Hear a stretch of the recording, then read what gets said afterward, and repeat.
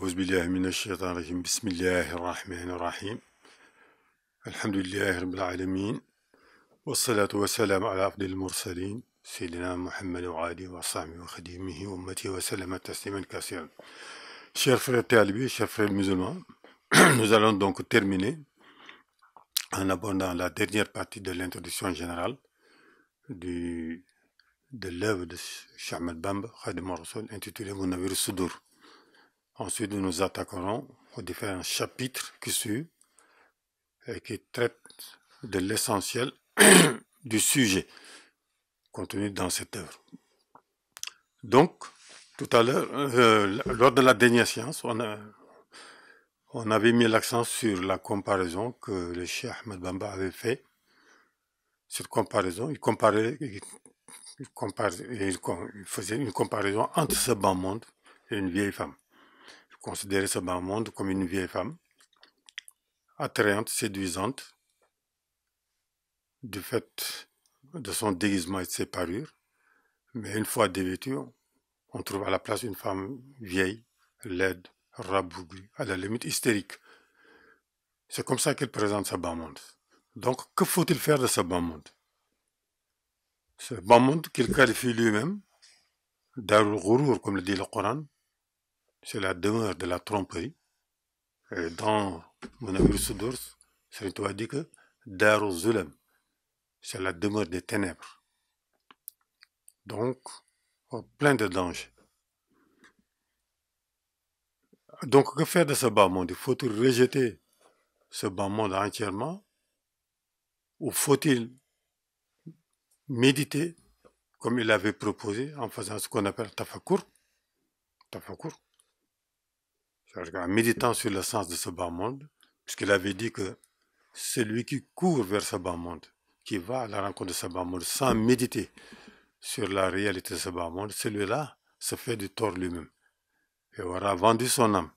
Qu'est-ce que ça veut dire? Ça veut dire qu'il aura perdu les bénéfices de l'autre monde pour un monde bas, futile et périssable, comme il dit souvent. Donc, que faut-il faire de ce bas monde? Il dit, il y a deux choses. Après deux choses, il a donné son exemple à lui. Il a donné son exemple en disant que بعد البيوع والجهاد زمتنا بعد البيوع والجهاد. Après les pactes, si c'est au pluriel, les pactes al-buyu, le pacte de serment, pardon, le serment de fidélité ou le serment d'allégeance, comme on le dit, mais lui, il parle ici de serment de fidélité à Allah subhanahu wa ta'ala et à son prophète. C'est comme s'il avait signé un pacte avec Dieu. Ce pacte, donc on dit que la valeur c'est l'âge, 33 ans. C'est-à-dire que depuis qu'il a eu 40 ans, ou moins, jusqu'à la fin de sa vie, pendant 33 années, il n'a subi que des brimades, la déportation, la mise en résidence surveillée, l'internement administratif, etc., etc. Sans compter les épreuves terribles qu'il a dû subir quand il était entre les mains de entre nous, de ces colonialistes français de l'époque. Donc, il dit que donc, après les pactes, il a bien pris al-buyu, il a mis au péril les pactes qu'il a signés avec Allah, ou le djihad, et le djihad qu'il a engagé. Ce djihad-là, il faut donner une explication de ce mot djihad ici, parce que quand on dit djihad, ça veut dire le combat. Généralement, les gens pensent que il s'agit de prendre des armes et de se battre contre quelqu'un pour faire triompher la vérité. En réalité, c'est pas ça. Parce que le djihad que le prophète a fait en son temps, il l'a fait avec la permission d'Allah. Mais comment? Il l'a fait dans une position défensive. Il ne passait pas à l'attaque. Il a subi 13 ans de misère à la Mecque, 13 ans de persécution, et Dieu lui a donné l'ordre de quitter la Mecque, d'émigrer vers Médine. Et à Médine, il a reçu l'ordre maintenant de se défendre, ce qu'on appelle le djihad. Ce djihad-là, c'était avec des armes au début, avec Badr, Uhud, Khandak, la guerre des fossés, etc., etc. Mais lors du dernier djihad qu'il a fait avec les armes, Il a dit à ses compagnons maintenant, le petit djihad est terminé. Le djihad sarir, asghar même, le plus petit. Les compagnons se sont étonnés. Ils se sont dit, mais attendez, il y a eu des morts, il y a eu des blessés. Des femmes sont devenues des veuves, des enfants, des orphelins. Et vous nous dites que c'est le petit djihad. Il dit oui, c'est le petit djihad, parce qu'il reste la grande djihad. On lui a dit que c'est quoi la grande djihad? Il dit la grande djihad, c'est le djihad al-nafs, djihad al-akbar. C'est-à-dire que le combat que tu te livres contre toi-même, contre tes mauvais penchants. Contre tes mauvais penchants, c'est ce qu'on appelle le djihad al-nafs. Tu luttes contre toi-même pour ne pas tomber dans les prohibitions, dans les interdictions d'Allah. Comme disait l'imam Ghazali, le plus difficile, c'est pas d'obéir, de faire la prière, d'aller à la Mecque. Ça, c'est facile, à la portée de tout un chacun. Mais le plus difficile, le plus rude, c'est justement de s'abstenir ou d'abandonner complètement les interdictions d'Allah. C'est le plus difficile. Et c'est ça le sens du djihad nafs. Le djihad nafs, c'est se battre contre soi-même jusqu'à ce que obéir à Allah subhanahu wa ta'ala soit un plaisir pour toi. C'est ça le djihad. La prière devient un plaisir, le jeûne devient un plaisir, et non plus une épreuve, mais quelque chose que ton âme accepte. C'est ça le véritable sens du djihad. Ce qu'on appelle le djihad du nafs. Serigne Touba, quand il parle de djihad ici, il parle de ce djihad-là. Le djihad, le combat contre soi-même. Pour que les épreuves que l'on subit, qu'on puisse les accepter, pour l'amour de Dieu, par la patience, et qu'on les surpasse, qu'on les dépasse. Ensuite, pour qu'on puisse obéir aux ordres d'Allah, sans pour autant renier un peu notre foi. En fait, c'est ça. Nous allons subir des épreuves dans notre vie, des épreuves très dures, mais ces épreuves-là, il faut les accepter. Ça, le sens de la patience, à sabr.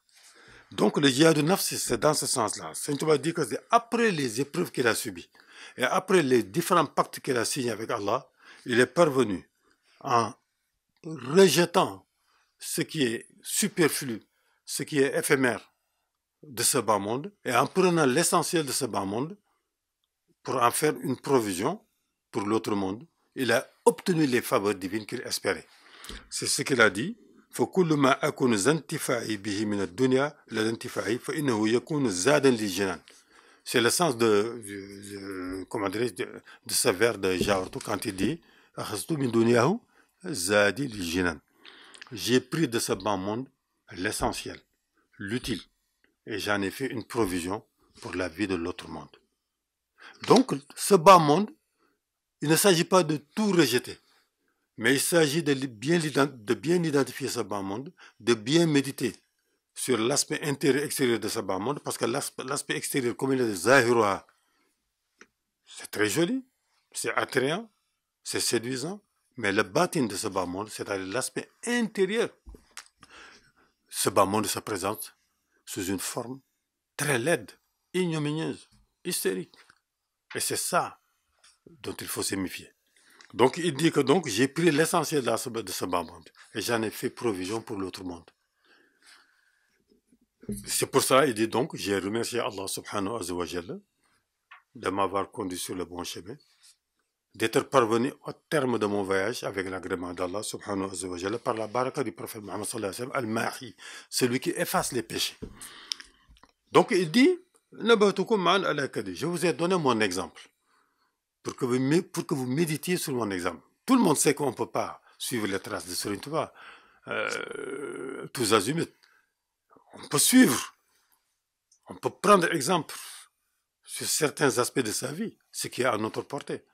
Mais il y a certains aspects, ça nous dépasse, ça c'est vrai, parce que 33 ans de privation de liberté, d'internement administratif, d'épreuves de toutes sortes, je ne pense pas que nous soyons en mesure de supporter ces épreuves.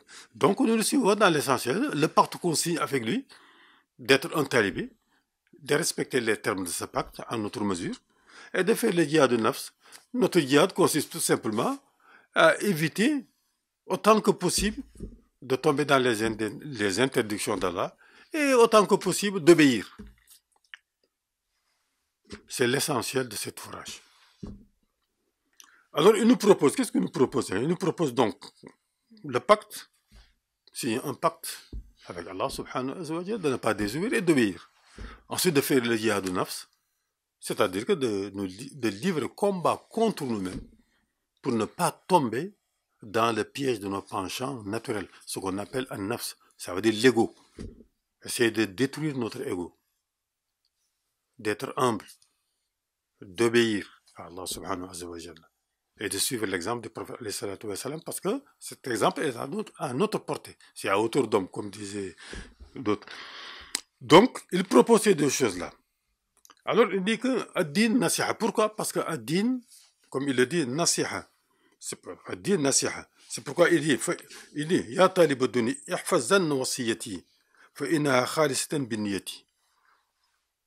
Il dit que toi qui cherches ce bas monde, je t'ai donné un conseil. Réfléchis sur le sens de ce monde. Médite sur ce bas monde. Observe bien ce bas monde. Et toujours l'idée de cette vieille femme déguisée qui te trompe, que tu as épousée par inadvertance et qui a terminé par ce qu'on appelle la déception et les remords. Il faut éviter ça.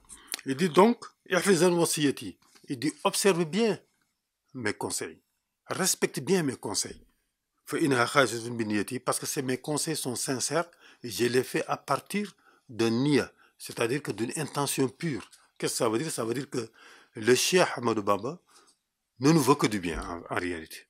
Ne nous veut que du bien. C'est pourquoi il a écrit cet ouvrage, pour que les gens prennent conscience justement des dangers de ce monde et pour que les gens prennent conscience de la valeur de l'autre monde par rapport à ce monde qui est périssable.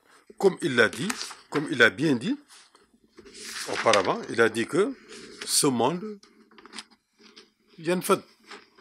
c'est un monde périssable. Oh toi, l'intelligent, rejette ce monde qui est périssable. Jette-le, abandonne-le. Ne prends que l'essentiel dans ce monde.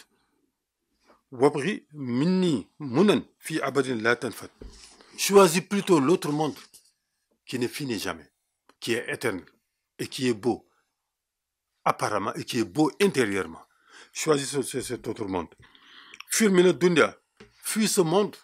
Il avait dit, je vous ai donné l'exemple du cheval bien dressé, que tu as dressé, un cheval corpulent, robuste que tu as dressé pour faire le voyage. Eh bien, ce cheval, quand tu le prends, c'est pas le cheval qui te mène où il veut, mais c'est toi qui mènes par la bride le cheval où tu veux. Si tu parviens à faire de ce bas monde, comme ce cheval dressé, si tu vas dire, vas-y, mais prends l'essentiel, et là, tasir zamikan, alors tu obtiendras les bienfaits et les mérites de ce monde et de l'autre monde. Pourquoi? Pourquoi, justement, il nous propose de fuir ce monde? Fuir. Il dit fuir, ça veut dire fuir ce bas monde. Fuir mina dunya.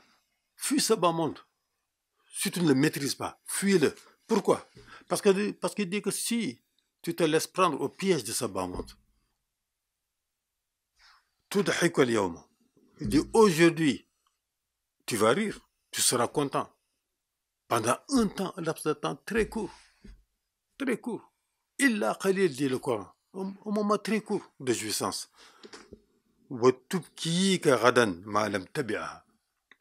Mais demain, ce monde que tu as choisi te fera pleurer amèrement. Alors, si tu ne veux pas tomber dans ce piège, alors vends ce bas monde pour l'autre monde. Sacrifie ce bas monde pour l'autre monde. Pourquoi? Parce qu'il dit que ce bas monde nous réserve deux choses. Al-Khizyan ou Al-Fadiha. Al-Khizyan, ça veut dire que la déception ou Al-Fadiha est le déshonneur. Or, si tu rejettes ce bas monde, si tu le vends pour l'autre monde, eh bien sache que, Inch'Allah, tu ne rencontreras ni le déshonneur dans ce monde, ni le déshonneur dans l'autre monde. Mais tu seras honoré par Dieu, comme le dit le Coran. Il dit que la félicité, le paradis sera accordé à celui qui s'est détourné, qui s'est détaché de ce bas monde. Celui qui s'est détaché de ce bas monde, obtiendra un gain élevé, une récompense élevée auprès d'Allah, et c'est la parole d'Allah et l'agrément d'Allah. Allahumma salli ala Sayyidina Muhammad wa ala ali Sayyidina Muhammad wa sallim. Donc nous avons terminé le survol de l'introduction générale qui nous éclaire sur ce qui reste à étudier dans cet ouvrage essentiel qui est Munawwir Sudur, ce qui est éclairé sur. Assalamu alaikum wa rahmatullahi ta'ala wa barakatuh.